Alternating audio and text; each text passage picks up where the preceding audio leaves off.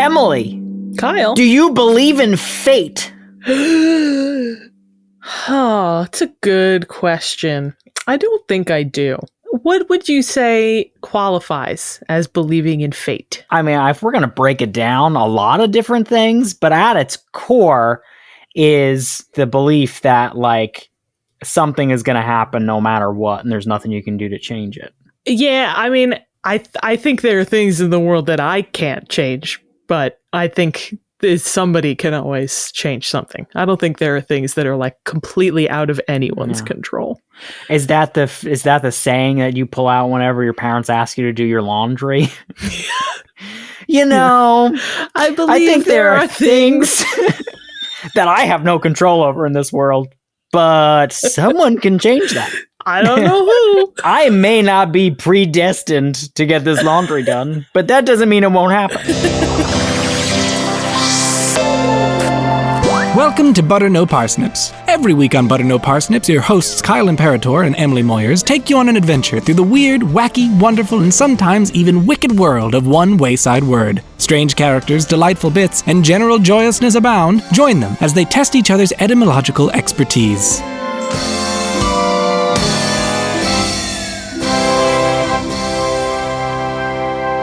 Hey, everybody. This episode of Butter No Parsnips, welcome, may not have been predestined, but we're here making it happen. I'm Emily Moyers. And I'm Kyle Imperator. Wow, great segue, Emily, because we do have the free will to continue making this podcast. Yeah. We think that we have the free will, at least, but what we don't realize is that it has been predestined for us to make this. Kyle, is this episode gonna F with my brain? No, quite in the opposite, Emily. Okay. But I do, unfortunately, have a predestination word that I need to reveal to you at this moment. Okay. Hit me. Emily, your word is aptronym. A-P-T-R-O-N-Y-M. Aptronym. I mean, is this word as guessable as it sounds? Absolutely. Is an aptronym... Oh. I don't know what an aptronym is. It's an enemy. Kyle, is an aptronym just like an aptronym? Wow, I can't speak. Wow, it's just a word. I'm going to Elmer Fudd it. I'm going to abandon what I was trying to say. Porky Pig. A word. You're right. I even messed that up. Oh my God, we gotta start the whole episode over. Episode.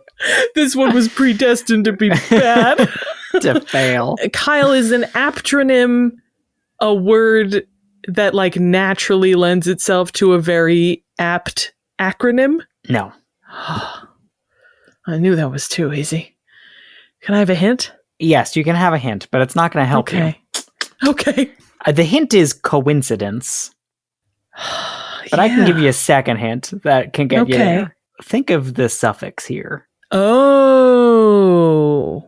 Nym, like name, maybe. So an aptronym is someone with a very apt name? You got it, Emily! It's like a chef whose last name is Cook? Literally, Emily, you got it! That is an aptronym! Nice job! Congrats! I'm really glad I got there. I don't know how much Seth is going to leave in, but I waffled a lot. Yeah, it was bad, guys. Some of the things she said. Truly? You kiss your mother with that mouth? I lost the ability to speak. Yeah, so you got it. An aptronym is a name that is often humorously aptly suited to its owner. Wow. Isn't that good? Incredible. We're going to talk about this for this episode. We're going to talk about this for the excited. entire episode. I know. Emily, off the top of your head, can you think of, besides that fictional character, although I'm sure there are many chef cooks out there, can you name any aptronymous names? Ooh, aptronymous. Yeah. Had to really slow down there in case I said aptronomous. What is Alan Sugar famous for? Alan Sugar is a member of the House of Lords, so... Hilarious. Nope. I'm going to go with probably not. He's a business magnate and media personality. I thought he was associated with like a cooking show. Oh, he was the host of the British version of The Apprentice. The Apprentice is what he did. Okay, never mind. I mean, I guess I don't want to bring it up, but T-Rumps, there is a sort of like alignment. Absolutely. There's Apprentice and actually stuff. an entire article on how Donald Trump's name can be seen as an aptronym. You got any better examples on lock? I'm a blank. I got some really good ones. Some of the ones that come up often in a lot of articles about aptronyms are the sprinter Usain Bolt. Usain Bolt, absolutely. Can you do this like a guessing fastest person in the game? world? Because I could probably guess them, I feel like. Okay, I only got one other one here. Okay, that's fine. I just want to feel good about myself. It's a poet. Oh, uh-oh. Is it poet? Is No. it Poe? No.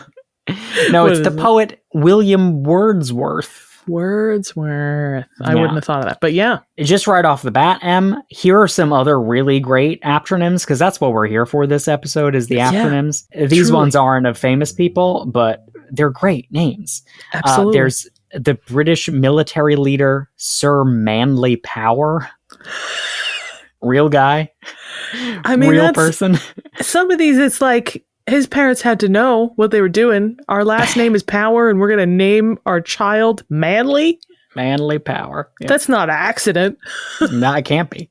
Here's one that must have been an accident. The mother of astronaut Buzz Aldrin. Her name was Marion Moon. Wow. Yeah. That's lovely. A not fun one. The urologist and performer of vasectomies, Dr. Richard Chop.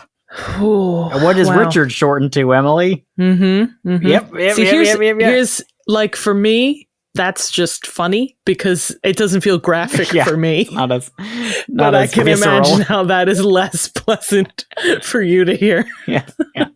So, Emily, aptronym. The word has a shaky history. It's really hard to like kind of figure out where it all came from. Sure, because that had to just be like coined by an English speaker, I assume. Yeah, I mean, that is the assumption. We don't know Yeah. for sure. It appears in publisher Funk and Wagnall's 1919 Desk Standard Dictionary of the English Language. And there it's defined as, in brackets, humorous. And then it says, Yeah. a surname indicative of an occupation, as Glass, the glazier, you know? So, like, Yeah. if there was a glazier named Glass, you'd be like, Yeah. ha.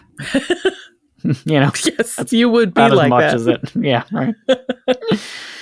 As early as 1943, the invention of the word is attributed to the columnist Franklin Pierce Adams, who was a charter member of the literary circle known as the Algonquin Round Table. I think they called Ooh. themselves the Vicious Circle. And he wrote under his initials FPA, as many columnists wrote under initials Sure. at the time. Under initials, yeah. Supposedly, he coined the term as an anagram of patronym. Do you know what a patronym is, Emily? Like a patronymic surname, like all those Nordic lines where their last name is just like their dad's name with an ending. You got it. So a patronym can be the name of someone's father, or it can be a name that is named after someone's father, or in relation to the father. So like Jorgensen, son of Jorgensen. Jorgen, you know? And I think That's a that patronym. women do it too. It's like Jorgen's daughter. Yeah, that would be a matronym, though. A matronymic. No, if you do it from the father, it is still a patronym. From the father. You're right. Yeah. You're right.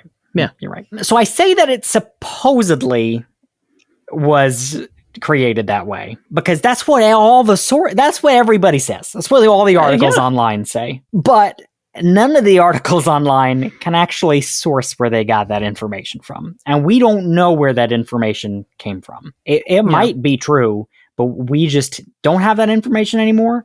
And Yeah. I personally didn't have the time nor the patience to read every daily edition of the New York Tribune between 1914 and 1919 to see if that word appeared in FPA's column, which was titled The Conning Tower, and it was seen as the pinnacle of verbal wit. So I'd love to read it. It sounds lovely, marvelous. Sure. But man, you know. Yeah. I mean, this lack of thoroughness will come up in your annual review, but I understand. Oh, no. Am I going to get the lashes again? Yeah, we're going to make you wear fake ones for 3 weeks. Oh, I looked so pretty though. Yes, but everyone who sees you will think that's a bit much. The worst punishment.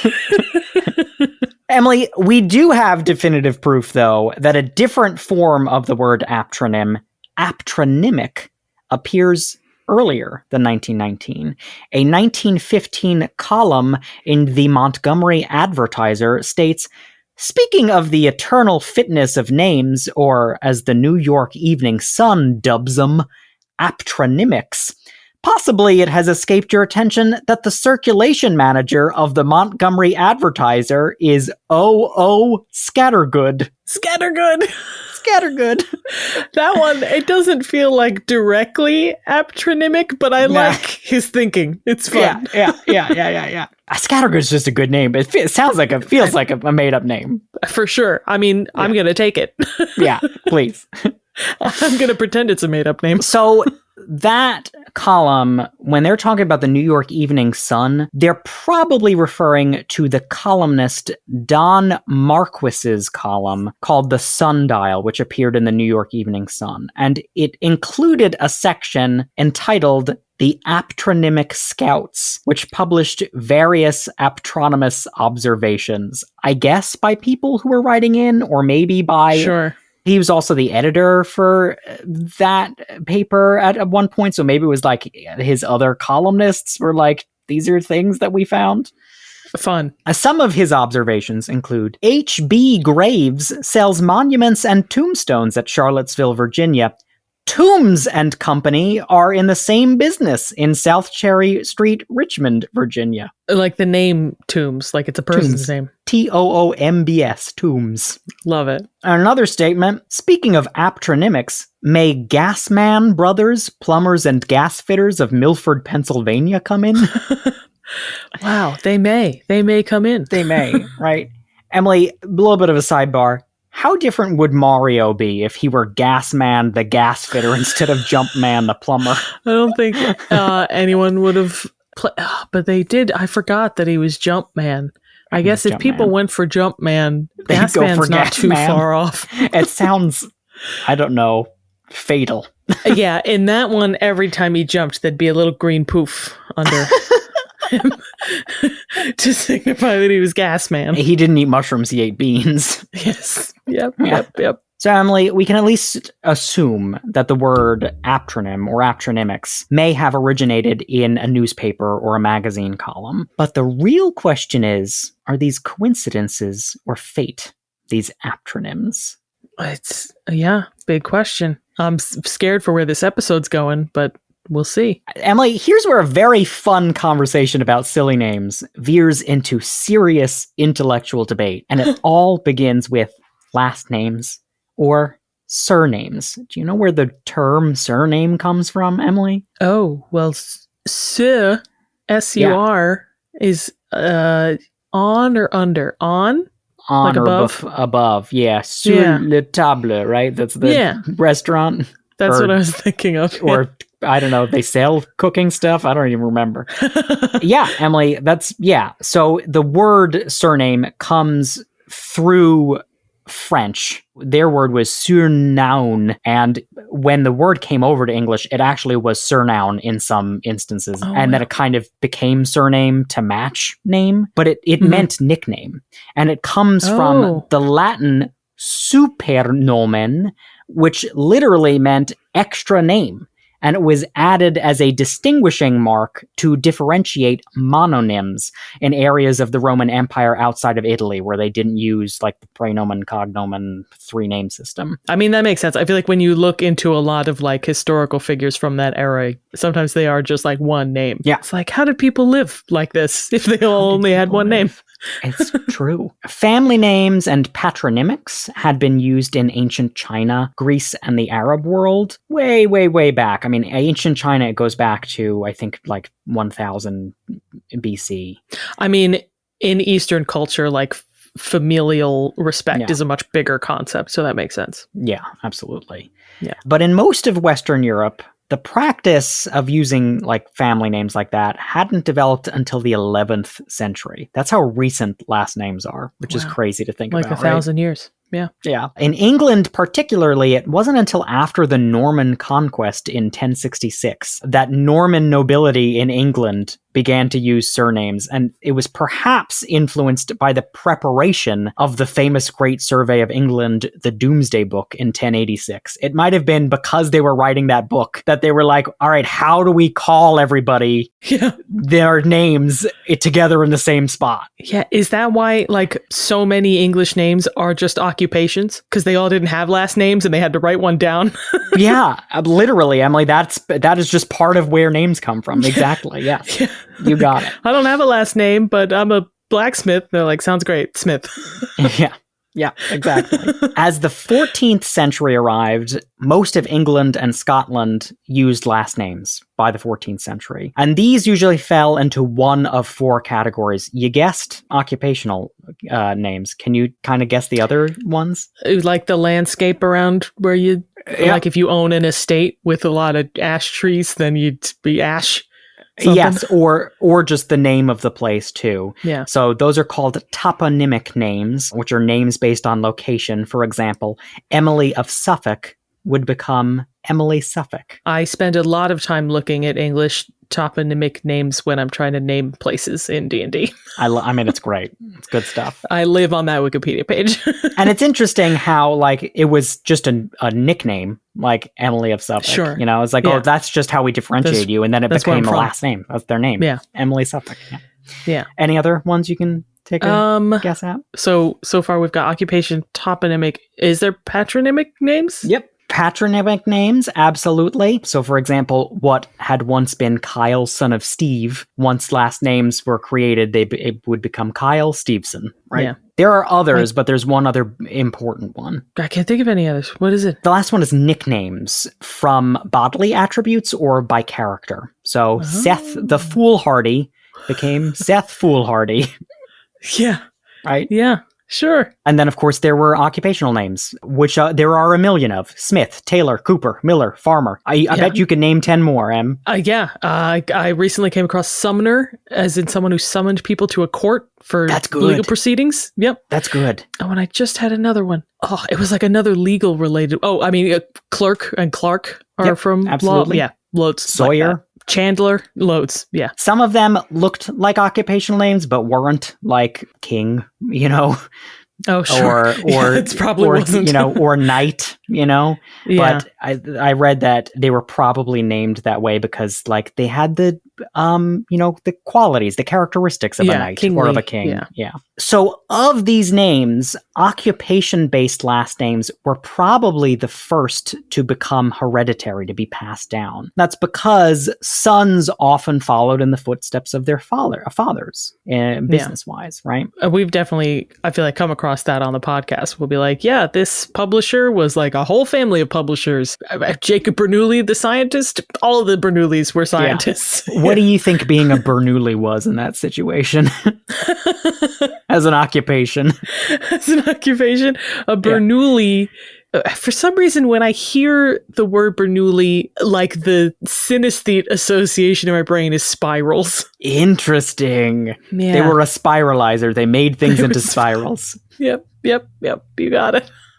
Yeah. But so as time passed, last names being occupations and that person having that occupation diverged. So when those two things aligned again, it became serendipitous. It seemed like a miracle, right? Yeah. An 1888 edition of the magazine The Kentish Notebook includes a note to the editor entitled, "What's in a Name?" which makes note of this phenomenon, saying, "In many cases, the name admirably agrees with the occupation or calling of the individual who bears it. There are several carriers by the name of Carter, a hosier named Hosegood, an auctioneer named Sales, and a draper named Cuff." They're just coming back around to what their ancestors did. It was in their bones. In their bones. Well, Emily, it may have been in their bones. By 1911, psychologist Wilhelm Stekel had turned this idea on its head, that maybe the name draws one to the occupation. And he called this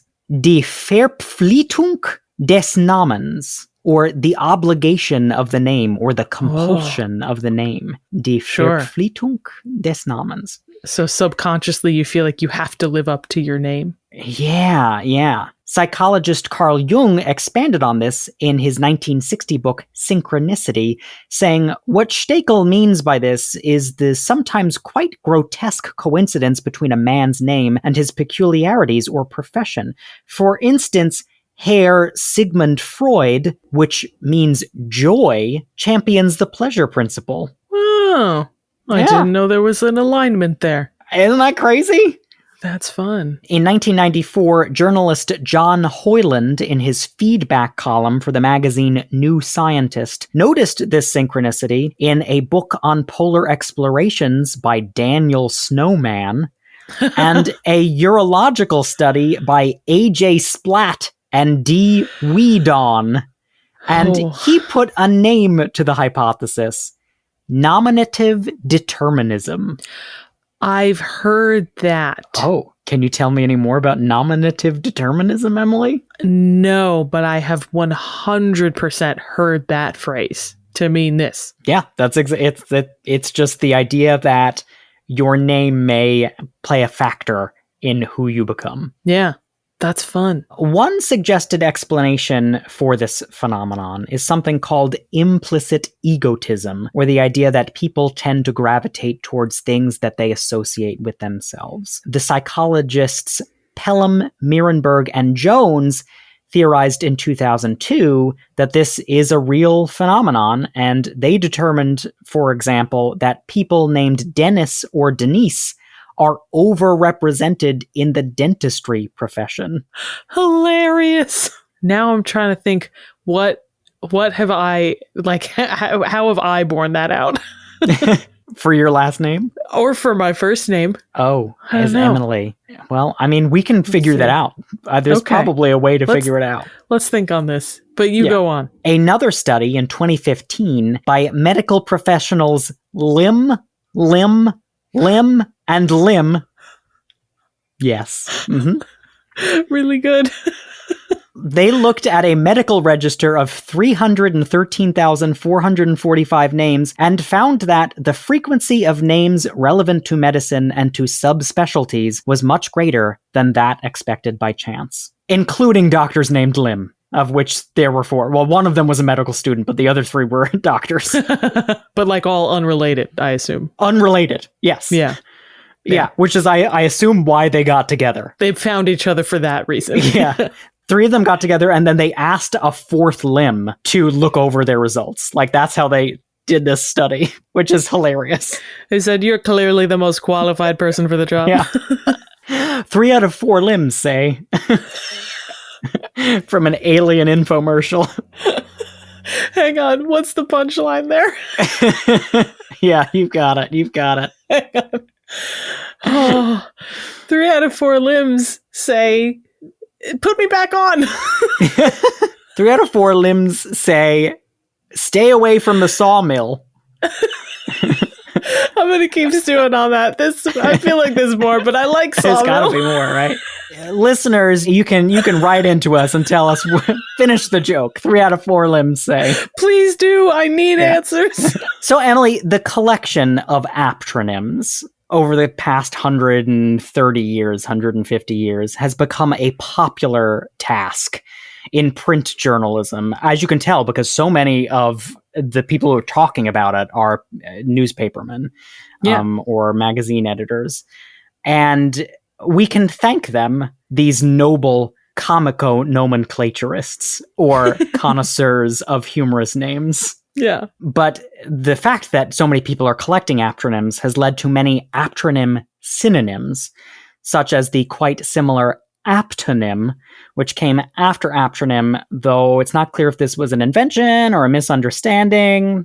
Hard to parse. Aptonym just meaning the same as aptronym. Meaning the same as aptronym, yeah. Sure. The term euonym, E-U-O-N-Y-M, is also a synonym of aptronym. Literally means good name.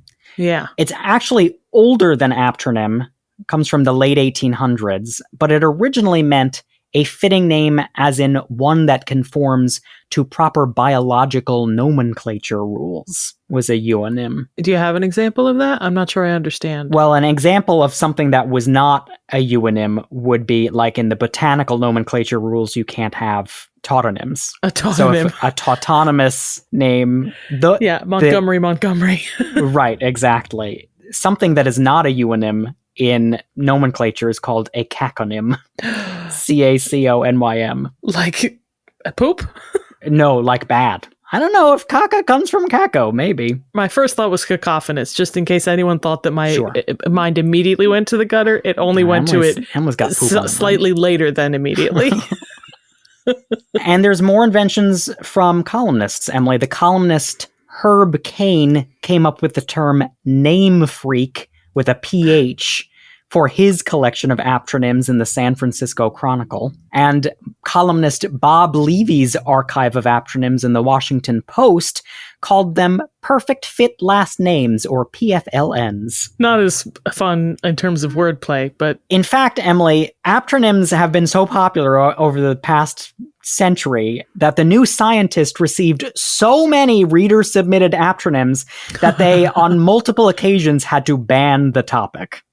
Say, stop sending us aptronyms. Stop sending them. Wow. But it clearly didn't work because they had to ban it more than once. Yep. But Emily, regardless of what you call it, we here at BMP love it. And we're getting the old band of aptronymic scouts back together. Send us your aptronyms. We're going to talk about aptronyms, I think, until the cows come home. We can't get enough of these quirky names. We will never ban them. We will never ban them. Ever. Sure, I won't regret that years down the line. But I think ultimately, Emily, we can all rest easy knowing that we may be predestined to fulfill our last names. You are someday destined to be a dandy, and I an emperor. Why am I a dandy? Because that's what Moyers means in Dutch. It's Irish, buddy. Sorry. Well, in Dutch, it means dandy, and it comes from... It comes from a word meaning handsome. In Irish, it just means son of a steward, so that's not as fun. So, but my dad is a stewardly man. Sure. Emily, that's what I have on this freaky naming convention. Kyle, what a good episode. Thank you. Love this word. So write it down in the comments, wherever you're listening or watching. In the comments, I want aptronyms, and I want finish the joke 3 out of 4 limbs say. 3 out of 4 limbs. Like, that one's more important to me, but aptronyms are good too. Well, Emily, here's your chance to do one thing. Can you use aptronym in a sentence? Okay. One day, Kyle will become a horrible dictator of a land of beauty, but that he is the imperial aptronymic ruler. Lovely. Beautiful.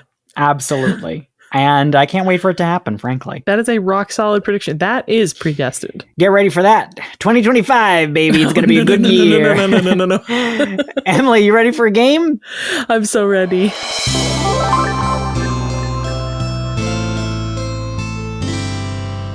Emily, your game today is called Clear My Name. So, the New Scientist also coined the term nominative contradeterminism to explain the effect whereby people gravitate away from their names, such as the former Archbishop of Manila, Cardinal Sin. Ooh. So, as a way to stuff even more fun names into this episode, I'm going to rapid fire list off a bunch of names, and you'll have to tell me if they are aptronyms or inaptronyms. Love it. Okay? And it's mostly just going to be a guess, because you don't know who these people are. Yeah, absolutely. Okay. Katie Volleynets. It's got to be an aptronym. It's an aptronym. She's an American tennis player. Love it. Anna Smashnova. Ooh. Aptronym. Aptronym. She's also an American tennis player. Really good. Vanya Stambolova. In aptronym. It's an aptronym, Emily. Oh no. Vanya Stambolova is a Bulgarian hurdler who stumbled over a hurdle at the 2012 Olympics. Kyle, are all of these Olympics related? No.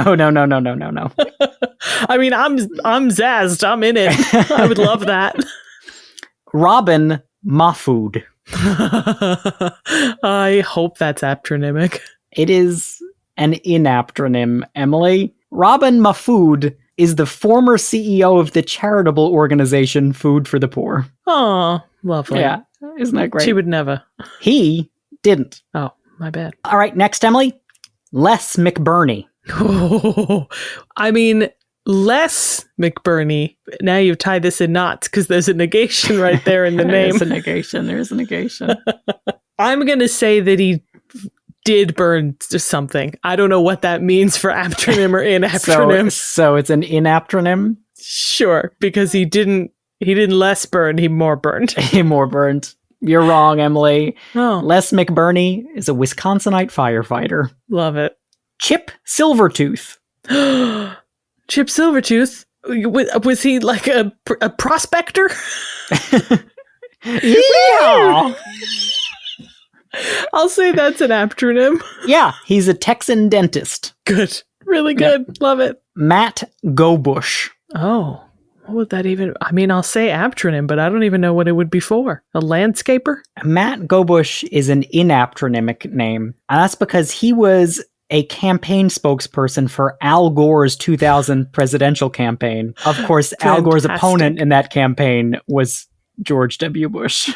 And I'm sure the Bush campaign had a field day with that, if they knew. Field day with it. Go Bush. All right, three more, M. Sue Yu. Aptronym. You got it. She's an American lawyer. Yeah. Mary Yu. Aptronym. You got it. Mary Yu, Associate Justice of the Washington Supreme Court, and she's the one who officiated the state's first same-sex marriage. Love it. All right, here's your last one. Frank Beard. Oh, what does that mean for... Oh. Okay, I'll say it's an inaptronym and he's incapable of growing facial hair. Yeah, I mean, you went too far, but yes. Frank Beard was an inaptronym up until around 2013. He was the only beardless member of the band ZZ Top, famed for its beards. And he grew one in 2013. Wow. That's like rebelling against rebellion, you know? It's, yeah. Conforming to conformity, yeah. Great job, Em. You got most of them right. Love it. Thank you, Kyle. I had fun with it. I hope you had fun with it too. I certainly did, and I hope everyone else did. Hey guys, remember that you can watch us on YouTube at Butter No Parsnips. Leave a comment. You can find Butter No Parsnips on other social media as well, on Facebook and Instagram at Butter No Parsnips Podcast, and on TikTok at Butter No Parsnips. And if you liked today's episode, consider giving us a 5-star rating or review wherever you heard us. And if you really liked today's episode, consider donating to our Patreon at patreon.com/butternoparsnips. Donating $5 or more gets you exclusive access to Buttered Parsnips, our After Hours podcast. Thanks so much to all of you. You help us make what we make. And with that, I've been Kyle Imperator. And I've been Emily Moyers, and this has been Butter No Parsnips. Butter No Parsnips is produced by Seth Glicksman, Emily Moyers, and myself, Kyle Imperator. The main and accompanying themes were composed by Kyle Imperator.